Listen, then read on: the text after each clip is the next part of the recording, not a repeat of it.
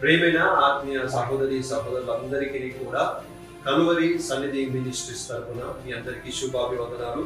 ముందుగా good Friday సందర్భంగా మీ అందరికీ సమాధానం కలుగుగాక.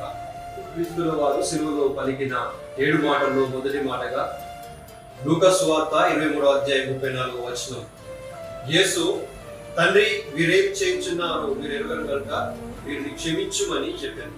రెండవ మాట లూకా సువార్త 23:43 నేడు నీవు నాతో కూడా పరదేశంలో ఉండు అని నిశ్చయముగా నీతో చెప్పుచున్నాను.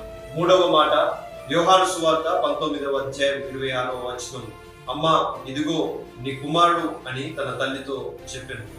నాలుగవ మాట మత్తయి సువార్త 27:46 యేసు ఏలీ ఏలీ లామా సబక్తా అని బిగ్గరగా కేకే వేశాను. ఆ మాటకు నా దేవా నన్నెందుకు చెయ్యి విడనాడితివని అర్థం.